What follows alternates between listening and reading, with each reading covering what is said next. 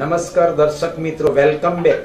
મળીએ છીએ થોડી ક્ષણો બાદ. આપણા સમાચાર અને આપણી સમસ્યા લઈને આવી રહ્યું છે Oscar news Gujarat. Diamond worker union દ્વારા આજ રોજ સુરતના આમરોલી શાયણ રોજ શ્રીરામ ચોકડી પાસે એક જંગી જાહેર સભાનું આયોજન કરવામાં આવ્યું હતું. ડાયમંડ વર્કર યુનિયન સુરત દ્વારા જાહેર સભાનું જંગી આયોજન કરવામાં આવ્યું હતું. આ આયોજનમાં રત્ન કલાકાર ભાઈઓ અને તેમના મળતા લાભો તેમજ ટીડીએસ પગાર સ્લીપ તેમજ ભથ્થું મળતું ન હોય ત્યારે આ આયોજન કરવામાં આવ્યું છે. સુરત ડાયમંડ વર્કર યુનિયન દ્વારા જંગી જાહેર સભાને યોજી અને રત્ન કલાકાર ભાઈઓને હીરા ડાયમંડ માટે એક જાહેર સભા યોજાઈ હતી, જેમાં રત્ન કલાકાર ભાઈઓને તેમને તેમના હક અને હિસ્સા માટે જુદી જુદી રીતે મળતા લાભો વિશે સમજાવી અને મુદ્દાસર સરકાર પાસે માંગણી કરી હતી અને આ માંગણી સંતોષાય તેવું તેમનું આયોજન કરવામાં આવ્યું હતું. મોટી સંખ્યા સુરતમાં ડાયમંડ એસોસિએશન દ્વારા એક જાહેર સભાનું આયોજન કરવામાં આવ્યું હતું. હાલમાં નોટબંધીના કારણે ડાયમંડ એસોસિએશન મરણ પ્રથારીએ પડ્યો હોય તેવું દેખાઈ રહ્યું છે. હાલમાં ડાયમંડ એસોસિએશનને માં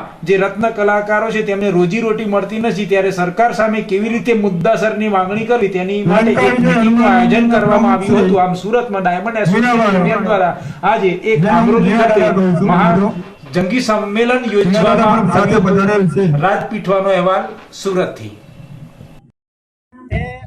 આપણે 45 દિવસનું અલ્ટિમેટમ સરકારને ઓલરેડી આપેલું છે. એમાં માંગણીઓ મુખ્ય છે કે હીરા ઉદ્યોગમાં રત્ન કલાકારો જે કામ કરે છે એમને મજૂર એક્ટ હેઠળ તમામ લાભો મળે, જેવા કે પીએફ, પીએસઆઈ, વાકરજા, બોનસ, ગ્રેજ્યુટી, માંદગી ભથ્થું સહિતની.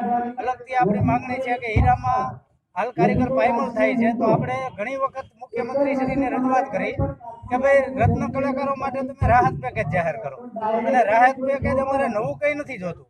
જે 2008માં નરેન્દ્રભાઈ મોદીએ રત્નદીપ કૌશલ્ય વર્ધક યોજના જાહેર કરેલી, જે કાગળ પર ચાલી ગયેલી, એ જ યોજના અમને ફરી સુધારો કરી, એમાં રૂપિયાનો વધારો કરી અને કારીગરોના હિત માટે ફરી અમલમાં મૂકો.